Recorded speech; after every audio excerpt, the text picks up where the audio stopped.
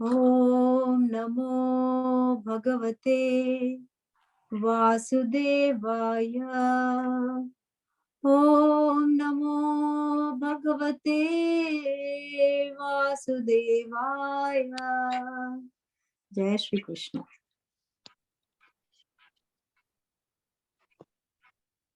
Text 1.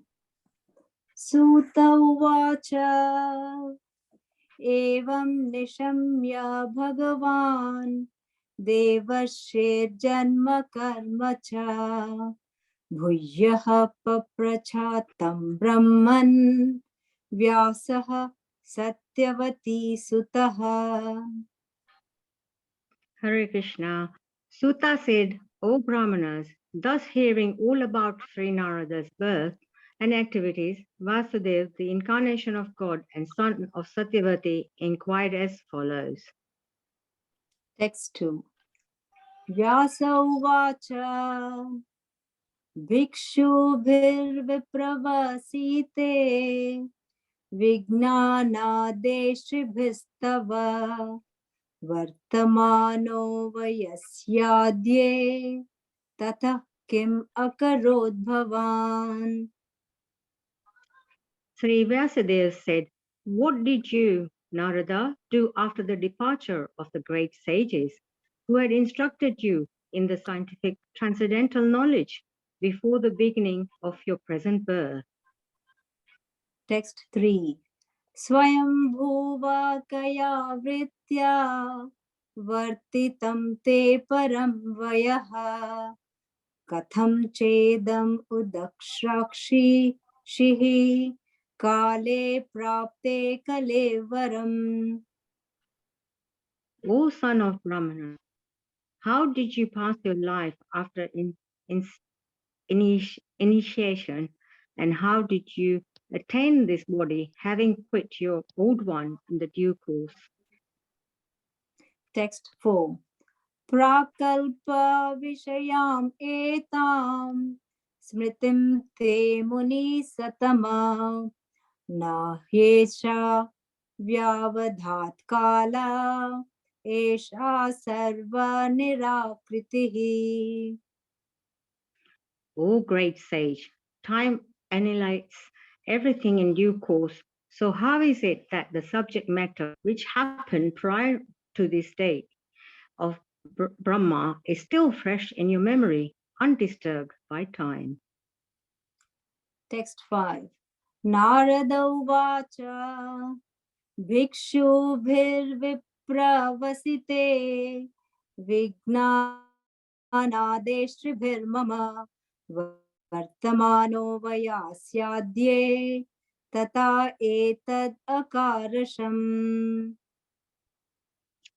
Sri Narada said, the great sages who had imparted scientific knowledge of the transcendent to me departed for other places, and I had to pass my life in this way. Text 6. Ekatmajame janani yoshin mudha cha kinkari Mayyatmaje nanya gatau chakre snehanubandhanam.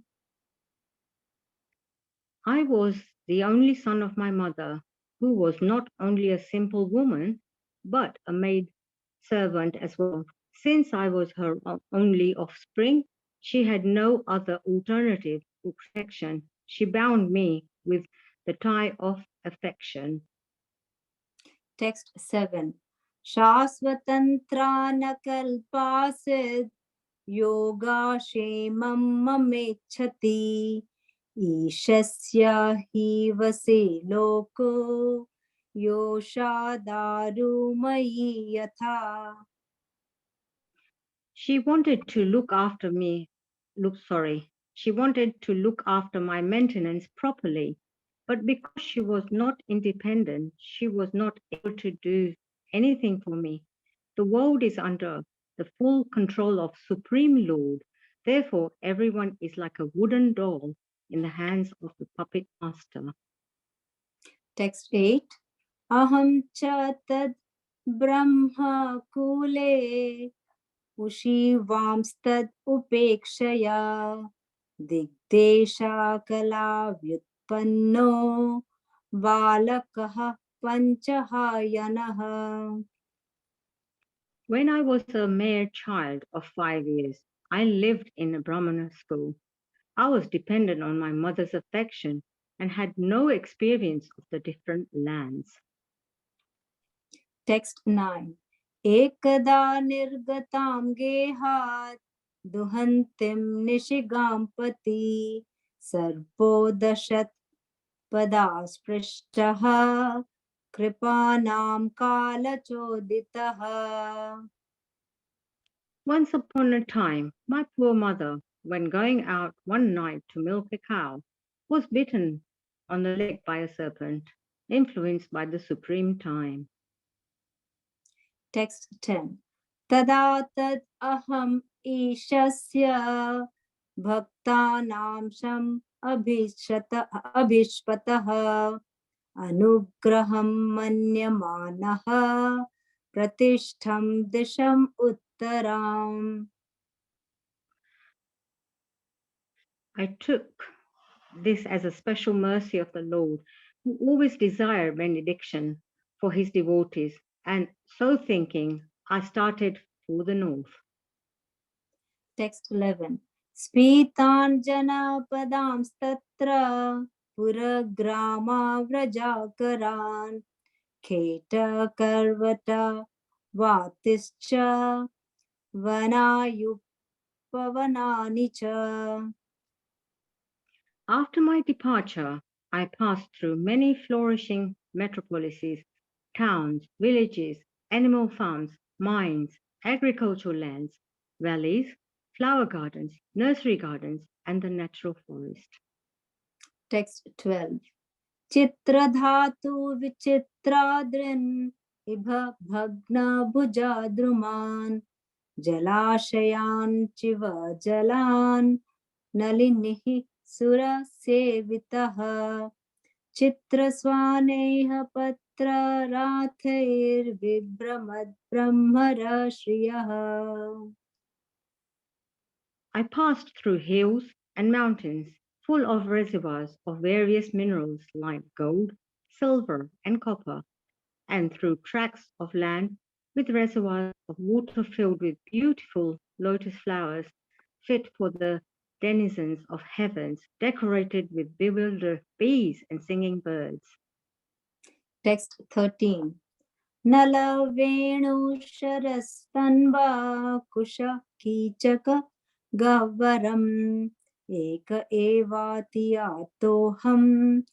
अद्रक्षं विपिनं महत् घोरं प्रतिभयाकारं व्यालोलुक शिवाजिरम्. I then passed alone through many forests of rushes, bamboos, reeds, sharp grass, weeds, and caves, which were very difficult to go through alone. I visited deep, dark, and dangerously fearful forests, which were the play yards of snakes, owls, and jackals. Text 14. परिश्रान्तेन्द्रियात्माहं त्रिट्परीतो बुभुक्षितः स्नात्वा पीत्वा हृदे नद्या उपापृष्ठो गताश्रमः. Thus traveling, I felt tired both bodily and mentally, and I was both thirsty and hungry. So I took a bath in a river lake and also drank water. By contacting water, I got relief from my exhaustion. Text 15. तस्मिन् निर्मनुजे रण्ये पिपलोपस्था आश्रितः आत्मानात्मानम् आत्मस्थं यथा श्रुतम् अचिन्तयम्. After that, under the shadow of a banyan tree in an uninhabited forest, I began to meditate upon the Supreme Soul within. using my intelligence as I had learned from the liberated souls. Text 16. ध्यायतश्चरणाम्भोजं भावनिर्जितचेतसा औत्कण्ठ्याश्रु कलाक्षस्य हृदयासिन्मे सनैर्हरिः. As soon as I began to meditate upon the lotus feet of the personality of Godhead, with my mind transformed in transcendental love, tears rolled down my eyes, and without delay, the personality of Godhead, Sri Krishna, appeared on the lotus of my heart. Text 17. Premati bhara nirbhinna pulakanggo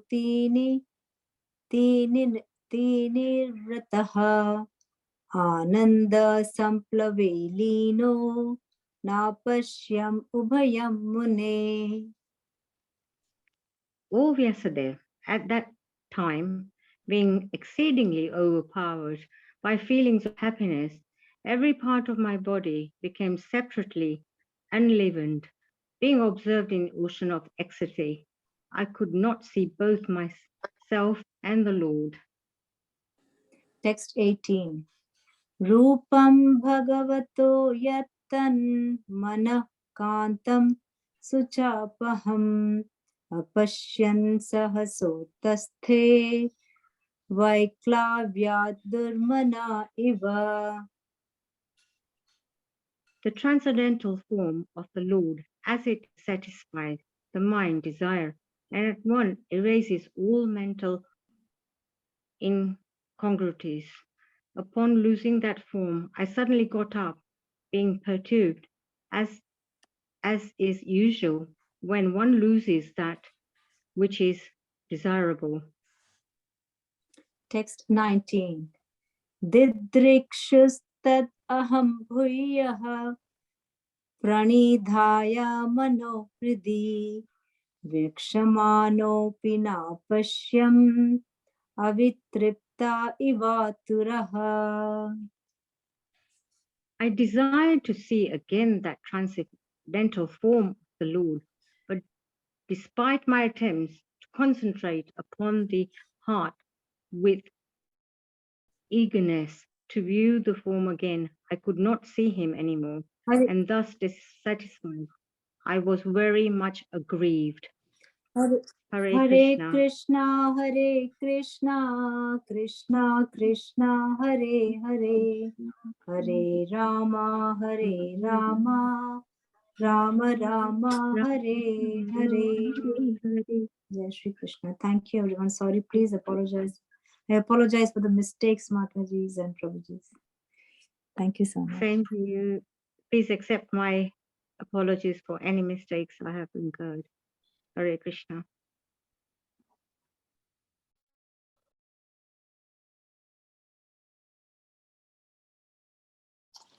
Thank you very much.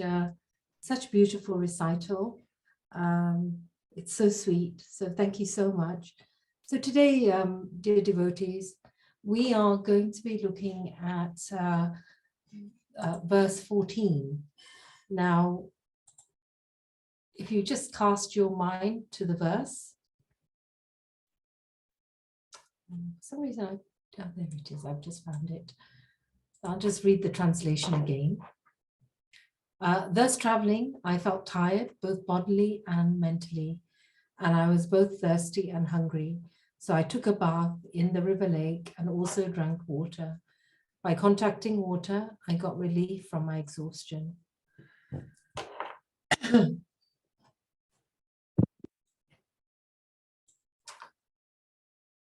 Umagyana Timirandasya Gyananjana Shalakaya Chakshurannimitam Yena Tasmai Shri Guruve Namaha Shri Chaitanya Manopistam Stapitam Yena Bhutale Swayam Rupakaramayam Dadati Swapadantikam Vandeham Shri Guru Shri Utapadakamalam Shri Guru Vaishnavamscha Shri Rupam Sagrajatam Sahagana Raguna Vidam Tam Sajivam Sadvaitam Sarabhutanam Parijan Sahitam Krishna Chaitanya Devam Shri Radha Krishna Padan Sahagana Lalita Shri Vishakam Vitamscha He Krishna Karuna Sindhu Dina Bandhu Jagatpate Gopisha Gopika Kanta Radha Kanta Namostute Tapta Kanchana Gaurange Radhe Vrindavaneshwari Vishabhanusute Devi Pranamami Hari Priye Vanchakalpatar Vishya Kripa Sindhubhe Vacha Patitanam Pavanabhyo Vaishnavebhyo Namo Namaha Jai Shri Krishna Chaitanya Prabhu Nityananda Shri Advaita Shri Gadadhar Srivas Gaura Bhaktavinda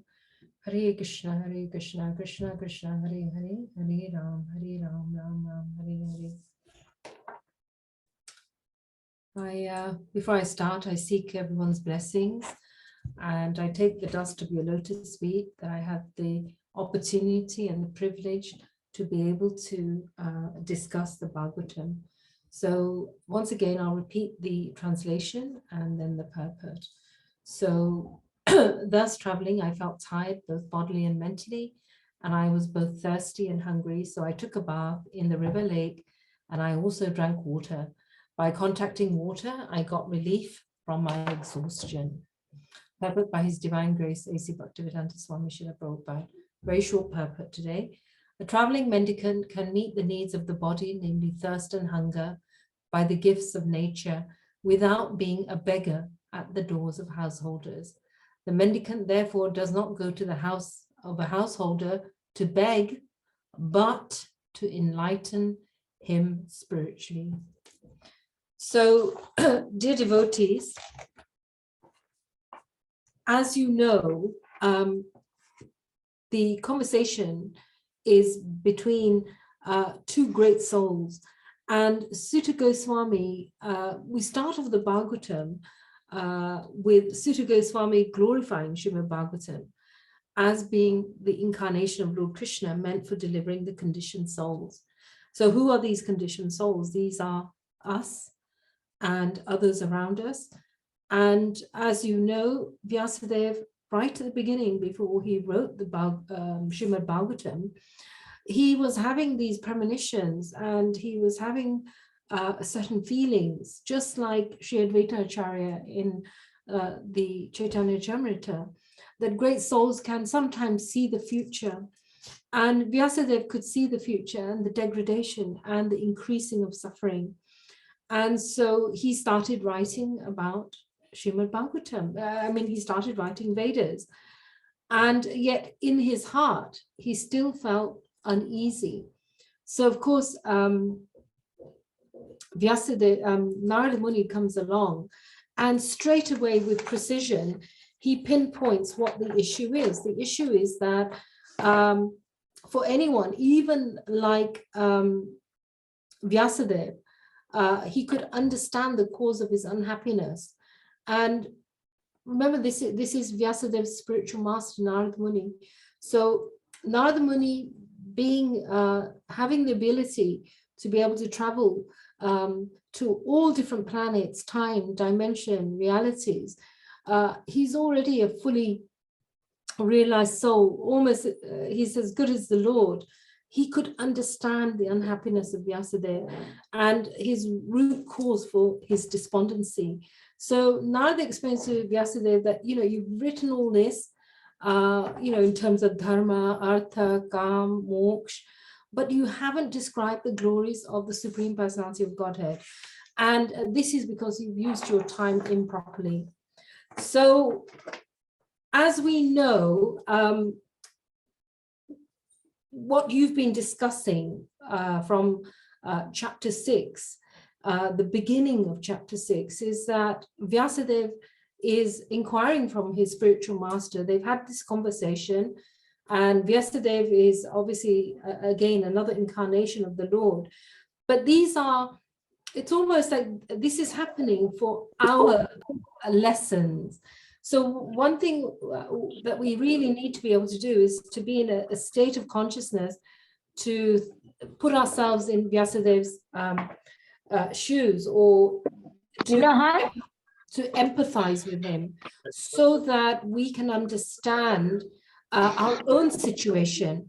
And our own situation is just like Narada. Vyasadeva is like intrigued now. It's his spiritual master. He wants to know if anyone has control of this too, Can they please just mute everyone if that's okay? So Narada Muni is describing that, you know,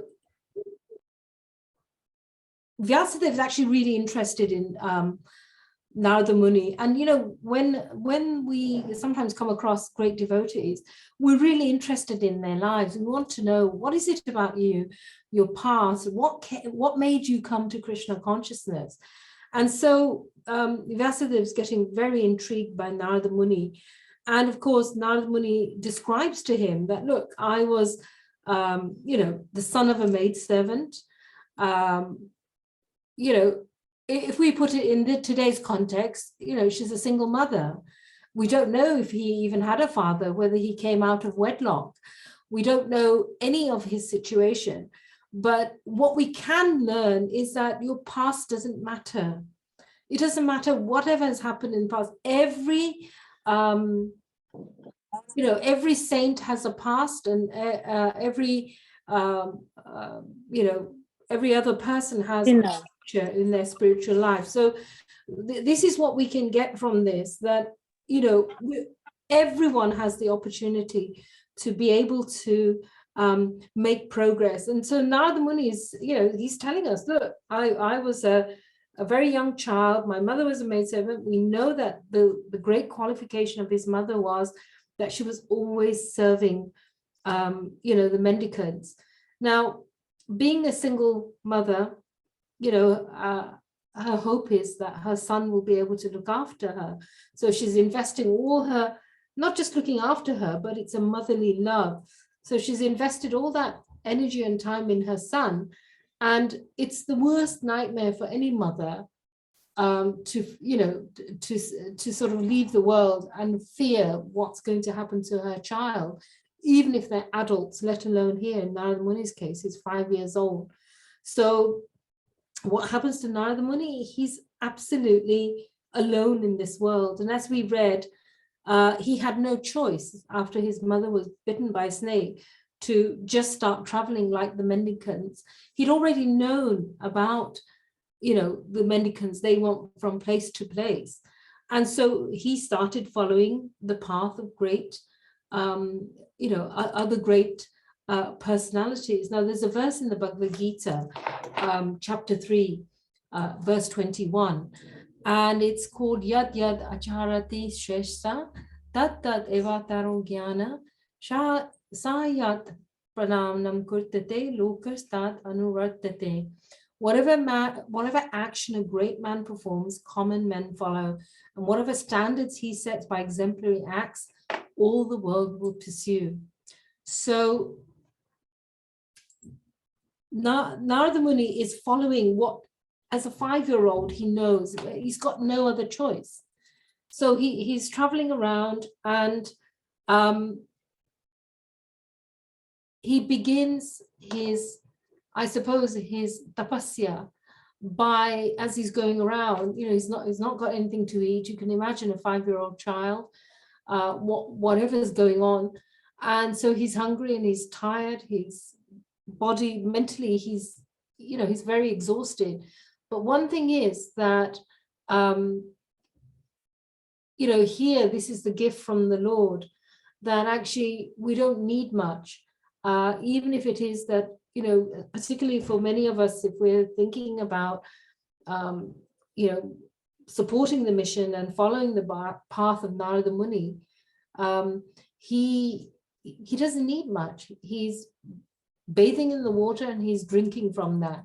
And so Srila Prabhupada is telling us in this verse, yesterday you covered the whole thing of Narada Muni being a Parva Acharya, and that is that he's following the footsteps of the rishis. And for us, the message we're getting is, what's the message for us? How can we follow the path of Narada Muni? And it begins with a little bit of tapasya, you know, giving up, not necessarily having to give up everything, because sometimes we can say austerity is eating just prasadam. But here, there's Narada Muni is beginning, he's preparing to go into meditation before he actually connects to the Lord within the heart. So here, one of the messages Srila Prabhupada wants us to know is that even if we're following the path of Narada Muni, and we're going door to door, or we're going to houses where we want to help, as Narada Muni does. You know, Narada Muni's vision and his instructions are very clear. That is that he goes door to door to help alleviate the suffering of others. And he's only glorifying the Lord's form, the Lord's pastimes. And this is what, you know, he's telling Vyasadeva, that, you know, you need to be able to write about Lord Krishna, his form, his pastimes, his qualities, and then you will feel at ease. So that's what the mendicant does. They go door to door. And sometimes we think, you know, they're begging, or, you know, we're doing someone a favor by cooking for them and feeding for them. But here, they're actually doing us a favor, because what they're doing is their only goal is to be able to enlighten the householders spiritually. So one of the things I wanted to kind of discuss with you is that sometimes we need to be, you know, look at Narada Muni. He's, you know, he's a 5-year-old child, and his mother's left the world. He's got no one. He's got no one at all. And Srila Prabhupada says in one of the purports that Narada Muni had no one, but that is because his experience, it's the Lord's way of dragging a sincere soul near to him. And, you know, he was at the complete mercy of the Lord. Now, many of us will go through challenges in life where we least expect it. And, you know, it only takes somebody who's gone through challenges to be able to empathize with somebody else. And here we can see very, very clearly that, you know, this little boy, Narada, he's being dragged. You know, the one little shelter he had was gone. And that is the Lord's way of bringing a soul near to him. Now, sometimes we think we have to be perfect in devotional service to be able to help others. But we can see here that Narada Muni, you know, he's just a little boy, he's wandering around. And eventually he actually, as he sits down and he meditates on the Paramatma, the Lord within the heart, he actually experiences the Lord through the heart, not in the visual way that we would see somebody, but he actually experiences the Lord within the heart. So it's a very mystical process. But then again, the Lord leaves. And why did that happen to him? Because I think we can all say that somewhere along the line, at some point in our life, the Lord will give us a glimpse of his presence. And that what that does is it increases our desire. So I think the main thing that Srila Prabhupada wants us to know here is, you know, two things: that Narada is depending on water for bathing and hunger to meet his bodily needs. So, you know, as we advance more spiritually, we actually need less and less to maintain our body. But our goal should be to help others and talk to others and enliven others. And Srila Prabhupada is telling us here that, you know, or telling those who are householders, that when a devotee or a mendicant comes to your house, they are really, their motive isn't just for begging, because of course by them begging we benefit because we're giving. But here the Lord wants us, you know, he wants us to know, that Srila Prabhupada wants us to know, Narada Muni wants us to know that when a great soul like Narada Muni, who's a Parivarkacharya, it's his duty to actually experience all kinds of God's creation. So you can't be locked up in your house and say, okay, right, I can preach and I know about the world, because we have to be out in the world and be of the world to know what's going on. And this is how Narada Muni gained his strength in his mind and faith in God. I mean, you can imagine a 5-year-old child in all weathers outside, jumping into a river or a lake to have a bath. It's cold, all sorts of, so that in itself trains us. I mean, Srila Prabhupada always encouraged the devotees to take a cold shower in the morning. And sometimes people will say, well, that's feels a bit cruel, especially we have cold winters here. But many people who take cold showers will tell you that it actually strengthens the mind, because the thought of jumping into a cold shower is and feeling that cold shower is but it's also enlivening. It kind of wakes us up. So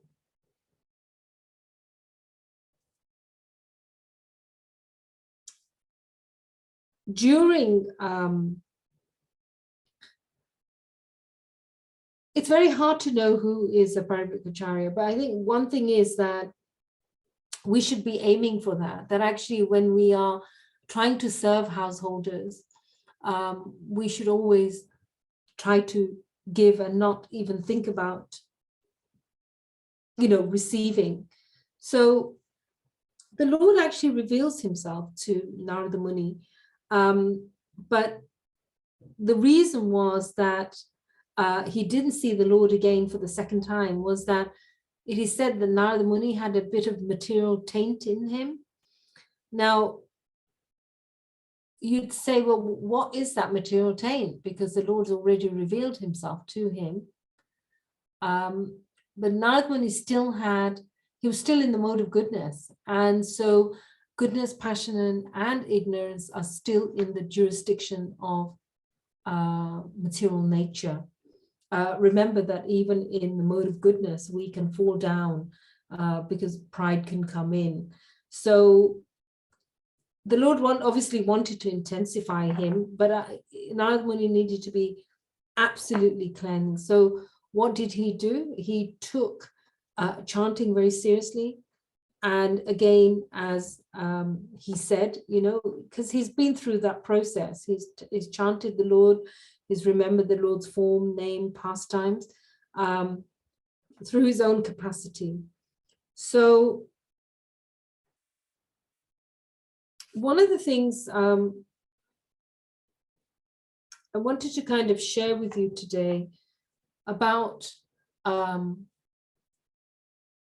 Narada Muni and, gaining strength of mind and character is that as human beings, our desires never, ever go away. These are Srila Prabhupada's words. And the desire to speak never goes away. So if we are looking at what great men do and common men follow, the verse in the Bhagavad Gita, that whatever a great man performs, whatever action a great man performs, common men follow these exemplary pursuits. So it's kind of giving us an insight through Narada Muni's life that what is absolutely certain about Narada Muni was that whilst the Lord revealed himself, his one desire after that was only to be with the Lord. So we have all sorts of desires that come to us, that we're challenged by day in and day out. Common things for our mind, common things for our body. But Narada Muni's desire was very, very simple. He just wanted to be with the Lord. And actually, our desire to speak never goes away. I don't know about all of you, but we can often say the wrong thing at the wrong time in the wrong place. A lot of conflict happens through speech. So our desire to speak never goes away. But in case of Narada Muni, he did these austerities to be able to then, only speak about the Lord. I mean, one thing I would probably share with you from my own experience in understanding about life and trying to develop good sadhu sangha is that if you start talking about other things, there's always some misunderstanding that comes through. But the solution for world peace, our peace, family peace, mind peace, is that if we focus on the desire only to be with the Lord and only to speak about him, then somehow or another, by following the footsteps of Narada Muni, maybe we can even try and gain some kind of success within our own lives. Now, ultimately, it's the Lord's mercy, the Lord will present himself, but not in a way that we demand it. So today's verse is really leading us to the fact that Narada Muni, as a little boy, has been traveling. And, when he's tired, he goes into the river and he washes and he drinks. And then he'll, for tomorrow's verse, it'll prepare you that he will sit beneath a banyan tree and begin meditating on the Lord within the heart. And the super soul then appears to him without delay and then quickly disappears. So despite his utmost endeavor, sometimes we think it's our endeavors that are going to help us in advance spiritually or connect to the Lord or, improve ourselves.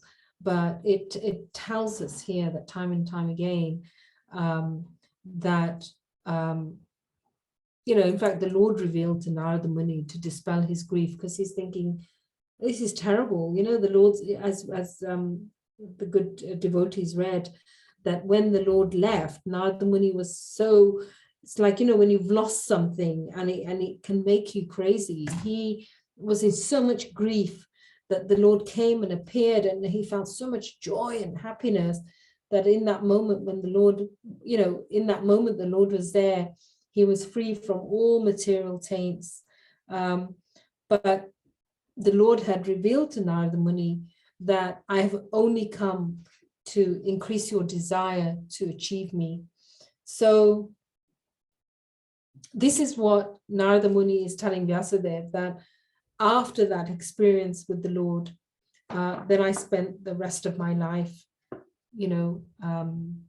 just working on, the desire to be with the Lord and to engage in only speaking about the Lord.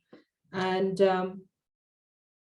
so really towards the end, Narada describes his change of body, his next birth, and how he becomes a sage and how he travels everywhere unrestricted, because as the liberated spaceman, Narada finishes his instructions to Vyasadeva, and then Sutta Goswami narrates the departure of Narada Muni and glorifies him. So why would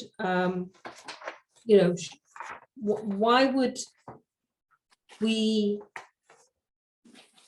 want to know about this? Well, Srimad Bhagavatam is setting the scene that, as you've quite rightly probably covered right at the beginning, that the whole basis of Srimad Bhagavatam is based on hearing, good hearing. So either we're hearing about the Lord or we're speaking about the Lord.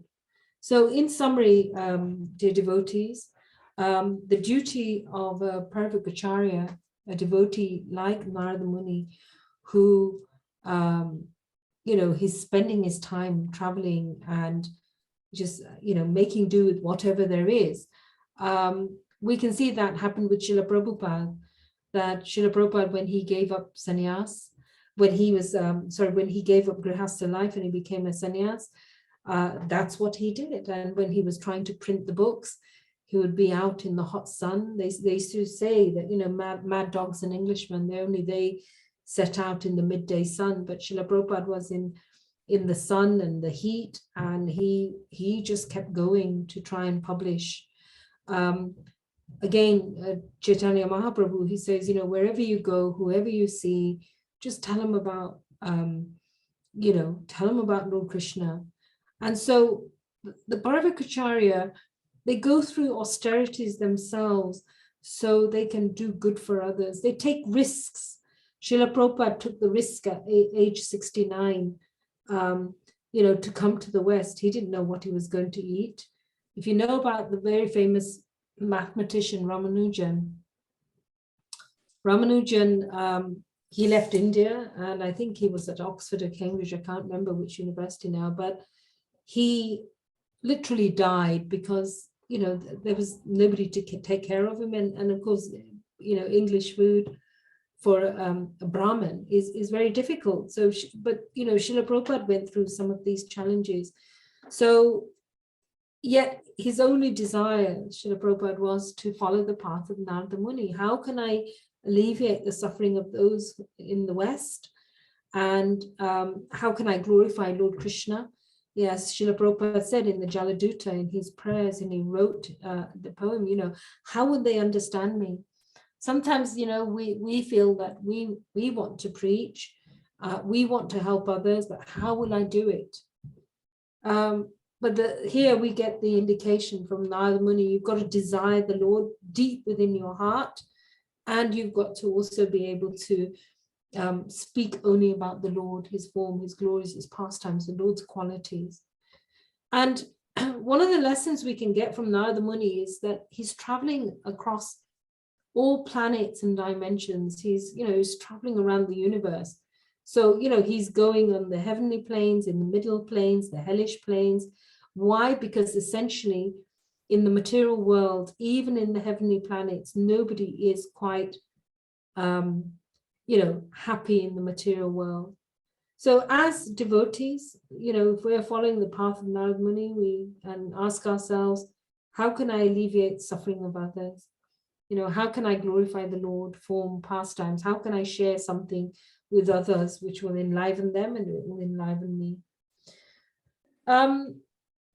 We will all experience loss, ladies and gentlemen. When I was a little girl, I remember my mum saying a story, and I didn't really understand the story until I became an adult, that it was almost like an allegory, that, she used to say that there was a little girl and her mother asked her to go to the forest to a relative's house, and told her that, look, you're going to go through this forest and it's very dark and it can be very scary and there'll be jackals and tigers. And but if you get scared, you can always call Lord Krishna, because by calling him, he'll always come to you.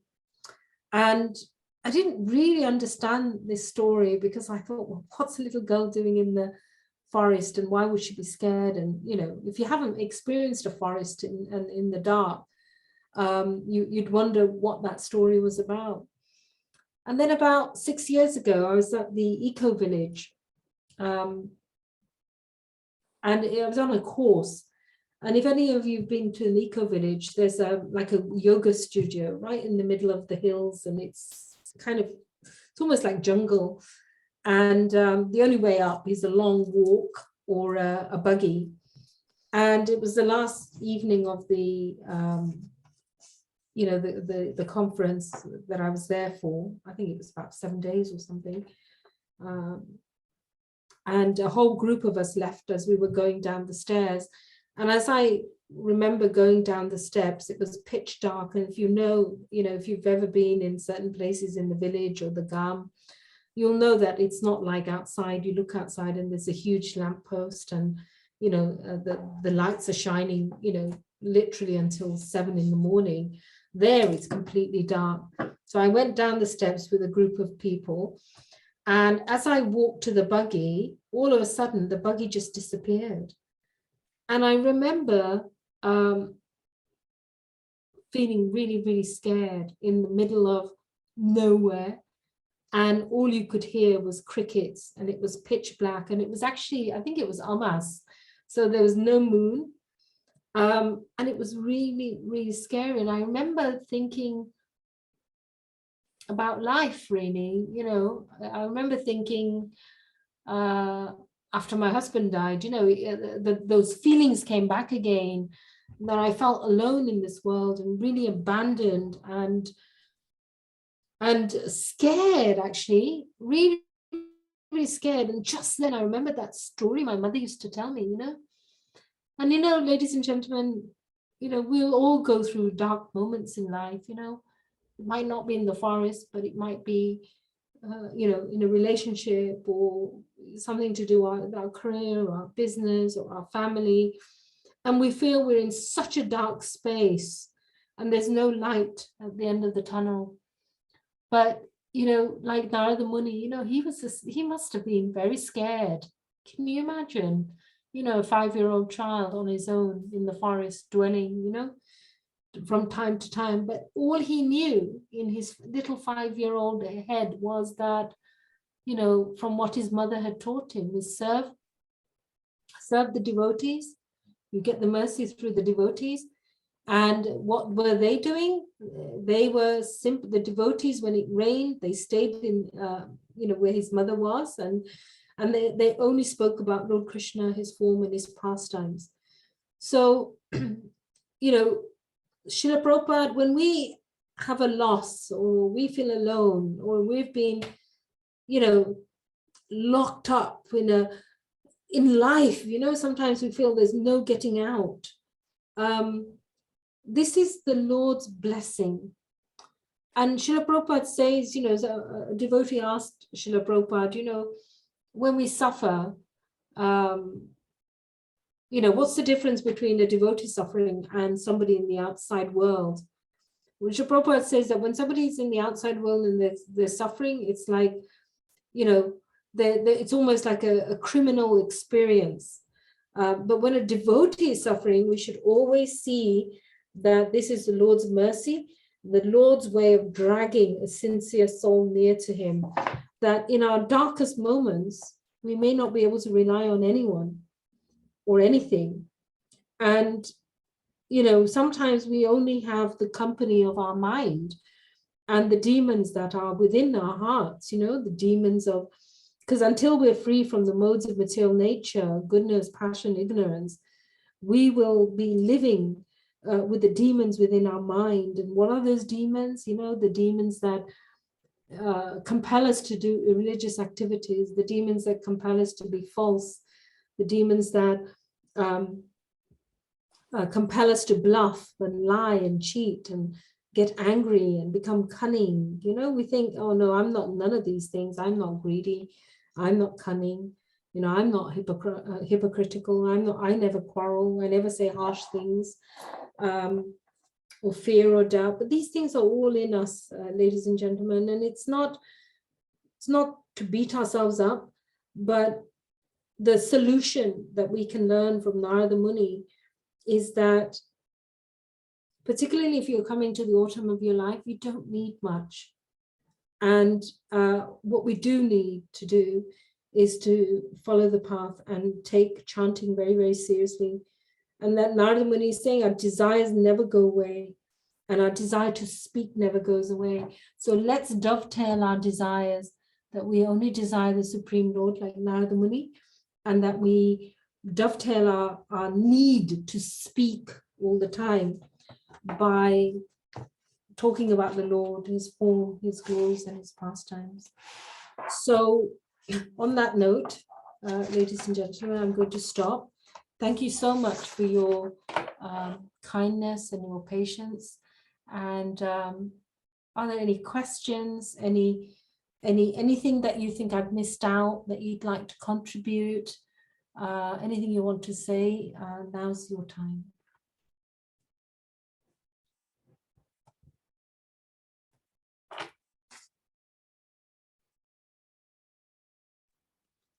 Hare Krishna Nandarani, please accept my humble obeisances. All glories to Srila Prabhupada. Hare Krishna Palika Mataji, my obeisances to you. Thank you. Thank you for a wonderful class. I mean, now I'm listening and you have really gone very deep into the life of Narad Muni. And especially in the Srimad Bhagavatam, how Srila Prabhupada is helping, and you elaborated with connecting to Bhagavad Gita. And my understanding is this, that, Krishna wants us to go back to him. And he brings all the devotees who kind of had the understanding from the childhood. I mean, because before he was a Gandharva, he had to come down into the material world. Without these stories of a very great personality, it is very difficult for us to understand the whole spiritual life. So that's why Krishna has done that, and because of Srila Prabhupada is such a pure devotee, he's given us everything. So Srimad Bhagavatam, how to we can also follow the path of the pure devotee. They will not be perfect, but at least he's put it in such a way. Narad Muni also, he showed his life that Krishna loves everybody. We just have to understand this, and try to improve ourselves by the following Srila Prabhupada, Narad Muni, and so that we can improve ourselves, because we are at the moment, we are so materially engrossed. Srila Prabhupada, because of Srila Prabhupada, we have come to Krishna consciousness, but we are not perfect. I'm not perfect at all. And so you have explained it so nicely. It changes the heart, and it will, more we take it in, more we understand clearly, it will help us to progress, and we can help the others progress. So it was very nice for you to explain this, and it really changed my heart. So thank you very much indeed, Nandarani. Thank you, Hare Krishna. Thank you, Balika Mataji. Thank you for your very insightful, thoughtful contribution. The thing we learned, Balika Mataji, is that sometimes we think, it's never me. I'll never be able to achieve Lord Krishna because, I've got too many faults and this and that. I think that often. And yet here, when we study Narada Muni, Vyasadeva is asking him, tell me about your life. It's an instruction for us to be able to have a conversation with another devotee and say, tell me about your life. How did you come to Krishna consciousness? Because I bet every single one of you on this Zoom call will have an extraordinary life or experience or something that you'll be able to share. And one thing we learn from here is that, I used to think if you're a Brahmin, if you're from a lower class of Hindu strata, because of course it used to be very strong within our culture before, then you're not qualified, you're not as good, but here you can see that anyone has the same opportunity. As you said, Balika Mataji, the Lord loves all of us. So thank you for that. Thank you, Nandarani. Thank you so much. Hare Krishna. Hare Krishna, Nandarani Mataji. Hare Krishna, Krishnavani Mataji. Please accept our humble obeisances. Please accept my humble obeisances. And Guru Maharaj. Thank you for enlivening us all the time. It was such a wonderful, wonderful class and explanation, as always.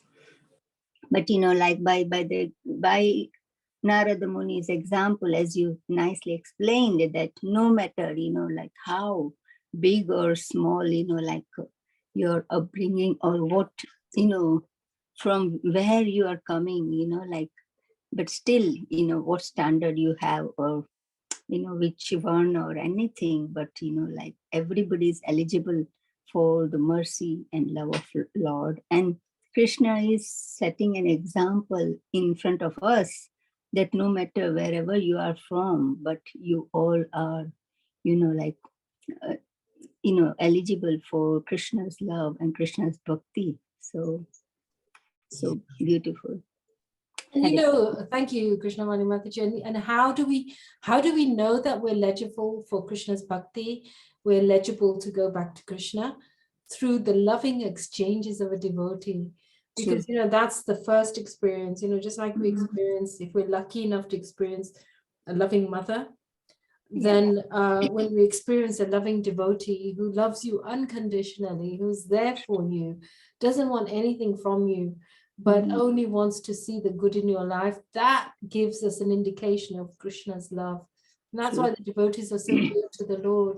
So thank you so much. And that's what we always, every day, we thank Srila Prabhupada for giving us such a wonderful family, that because of that we are rich in everything. Yeah. And such a loving, like family, no matter who, it's a big family and it's our family. So we never feel lonely, and no matter when you reach any devotee and you get love and shelter. So it's so wonderful. Thank you. Hare Thank you for that. Thank you. I have an anonymous question, if I may share with everyone. If time is running out and some of you have to leave, please do that. But I'm going to just share this question with you.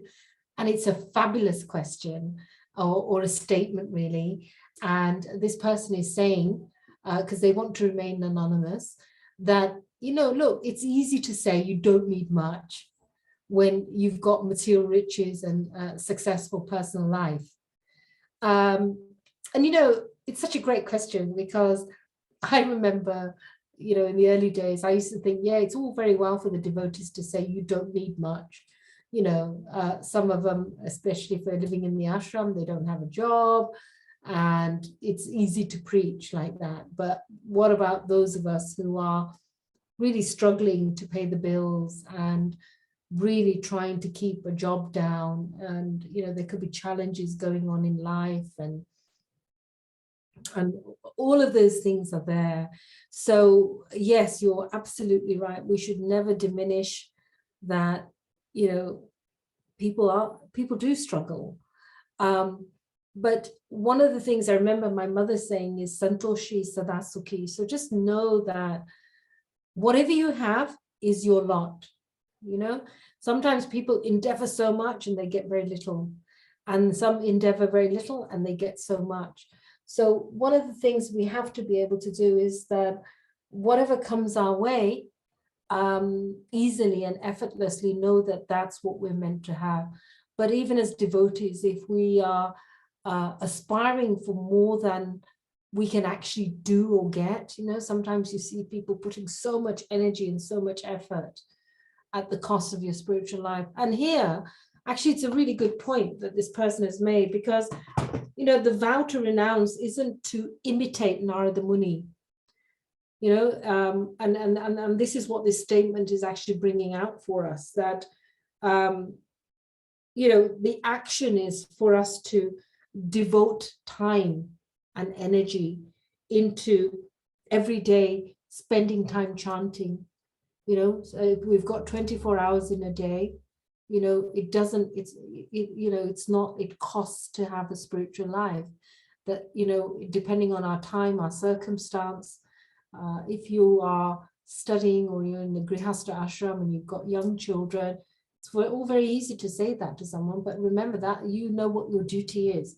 You have to do your duty, but you do it for Krishna. You do it in a loving way for Krishna. So yes, there is a challenge, but this statement is really about our mindset. Are we happy with what we have? Or are we longing for more and feeling, well, I haven't got time for spiritual life right now because I've got to do more, I've got to work hard. So it's really getting the balance in the day. And I'm sure that there are people like Krishnavani, Balika Mataji, Sailesh Bai and Kirti. When so many of you are on this call, will know that you've raised your children, even Krishangi Mataji, these are people I know, so I'm just mentioning their names, but I'm sure you all know, because you've been through that. You've had been married, had a young family, you're trying to pay the bills, trying to keep everything together, and you can't just run away and artificially renounce and say, actually, I don't need much, because and then be irresponsible. So this is not what this is about. And actually, Srila Prabhupada says that you have to do your duty, and you have to, you know, the moksha, the artha, the kama, all of those things we fall into, because they help to give balance in life until we're at the state of pure devotion where Krishna, I wake up in the morning and, you know, I brush my teeth for you. You know, how can I please you? How can I look after my family? What can I do? So devotional service is more about that. But when I say about need, I, you know, really just one more last time. Our need is very important, but our greed will sometimes take us away from Krishna consciousness. So that's all. And then I've had a reply from this person, this anonymous person. I promise you, I'm not making this up. But this anonymous person is saying, very profound, can't get more than we deserve in this life. Thank you very much. So any other comments or corrections before we close for tonight? Hare Krishna, Nandarani, just a little point which came just as you were speaking. Yeah. And Krishna always uses his devotees to give us the example, you know, how we can progress. Like in Bhagavad Gita, he spoke to Arjuna. Arjuna is his friend. Arjuna is a devotee, and he knows what kind of a question Arjuna would ask, what kind of a question Krishna would, you know, give to Arjuna, like Narad Muni, how he will behave, how he will react, or however he will respond. And that will be the example for us to progress. That's why he does not, I mean, it's not just anybody just coming and talking to Krishna, and Krishna is, you know, revealing himself, you know, saying all that thing. He uses the devotees. Without the devotee, it's very difficult for us to understand, because it's a reciprocation between the devotee and the Lord, because it's pure. Both of Krishna is pure, absolute pure, and the devotees are also like that. So those are the conversation can change our heart. That's what I'm feeling, that, you know, without being devotee, without it being a non-devotee, Krishna knows what the devotee will ask, and Krishna knows what the answer, and what would be those question and answer will be benefited for the whole world, for everybody to understand and progress. I think this is my understanding, you know, just reading Bhagavatam, the conversation. I think this is my understanding is coming with the scripture. Thank you, Balika Mataji. And that's ultimately about love, isn't it? That, Yes. you know, I remember one of my boys once saying, you know, I was saying, oh gosh, you know, Christmas present, what am I going to get for so-and-so? Oh no, same thing, you know. And it's usually boring stuff like socks or a t-shirt or a top or something like that. And one of my boys said, you know, Mom, when you really love someone, you really understand what they want and what they need. And then you try to give them that. And that's about loving relationships, isn't it? And the Lord, when he, you know, he loves us, he knows what we need, and he always tried to facilitate that and give us that. Yes. So yes, you're absolutely right, Balika Mataji. Thank you so much. Thank you. Selish Bhai's got his hand up. So Selish Bhai, please, what would you like to say? Hare Krishna, Nandarani Mataji, and Pranam. So it was a wonderful class. Thank you. It was very touching how you made it very personal with your own personal experiences as well. And I know that you've been through lots of difficulties. So it was very, I just wanted to enhance what you've said in terms of how the Lord is there. The Bhagavatam is full. 85% of the Bhagavatam is actually about glorification of Krishna's devotees, and only the balance is about Krishna himself. Only Canto 10 is Krishna, the rest of it is all effectively devotees. And if you look at just how Krishna deals with very similar situations, 3 5-year-olds are in the Bhagavatam. You have Narad Muni, you have Prahlad Maharaj, and you have Dhruva Maharaj. And in each of those cases, in each of those situations, how the Lord reacts is very different. Although their situations are similar, each are relying on Krishna. In Narad Muni's case, he's actually surrendering everything and seeking Krishna only. Yet Krishna appears and disappears. Whereas in Dhruva's case, he's actually seeking material benefits. He's actually seeking material benedictions. Yet Krishna doesn't disappear. He stays with him and he actually purifies him. So he treats Narad Muni a little more harshly. And then you have Prahlad Maharaj. Oh gosh, Prahlad Maharaj, how much he had to go through. Yeah. But ultimately, what was central to all of this is Krishna is there personally for each and every one of us. We just need to be able to surrender to him. And how we surrender, he then reacts accordingly. And each of those cases, although they were different, that's the whole point. Krishna customizes his response to us depending on what it is that we need, and our effective surrender to him. How much we've surrendered to him, he'll reciprocate accordingly. He always reciprocates according to how we surrender. So it's really, it's really touching today. Thank you for your very, very touching sort of class. But it's the central thing is to understand that Krishna will always react according to our needs if we surrender to him and trust him. Krishna rakhe tumhare kon, Krishna mare to rakhe kon. That's so critical to everything, isn't it? Yeah. So thank you again. I just wanted to thank you for your wonderful class. Thank you, Sailesh Bhai, and thank you for enhancing the class as well, because the contributions that you and Balika Mataji and Krishnamani Mataji made, because this is Sadhu Sangha, isn't it? It's, when everyone contributes, it just makes it so much nice. And, one thing I didn't share with you, and maybe now's the time to share with you, is that day when I came down the stairs and the buggy was there and all of a sudden it wasn't there, I just couldn't believe how a buggy would just disappear in the dark, And when you've got a materialistic mind, the victim thing comes in, I'm alone, I'm abandoned, there's nobody in this world for me. And I remember just sobbing and crying, because I felt like I couldn't see I couldn't see my hand in front of me. It was that dark. And it's like in the middle of the jungle and I'm so scared.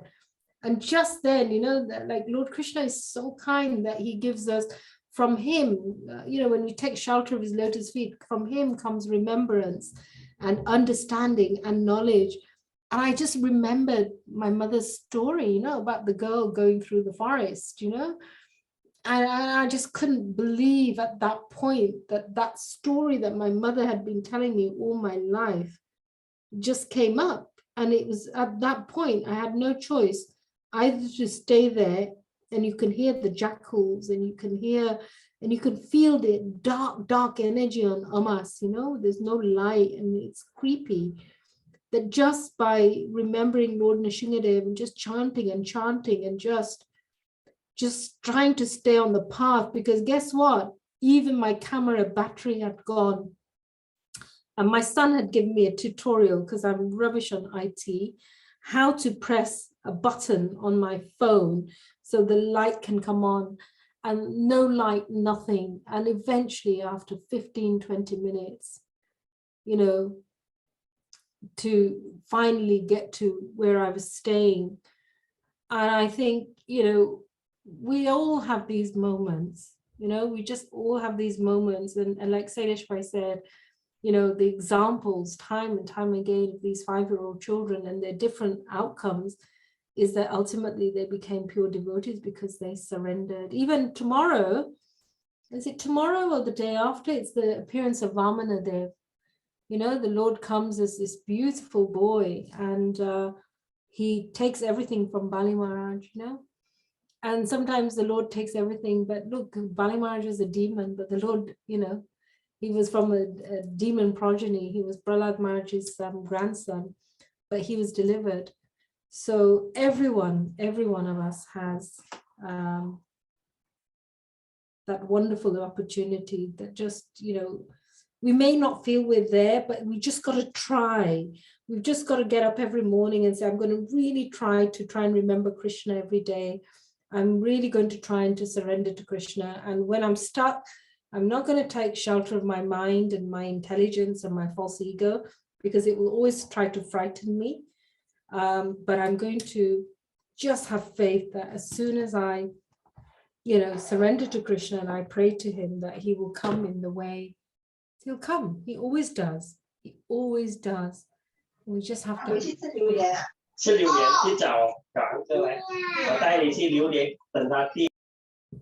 So on that note, we can close today. Thank you very, very much, dear devotees. And as always, I take the dust of your lotus feet. Thank you for your association, and thank you for helping me in my Krishna consciousness. Hare Krishna. Hare Krishna. Thank you for a very nice class. Thank you. Thank you, Mataji. Pancha kalpa tarubhyascha kripa Sindhu-deva-cha patitanam. Vaishnavi-jo-nam. Have a lovely evening, everyone. Thank you. Thank You too. Thank you, Thank you, Mataji, for the Nandarani. wonderful class. Thank you. Thank you. Hare Krishna. Hare Hare Krishna Mataji.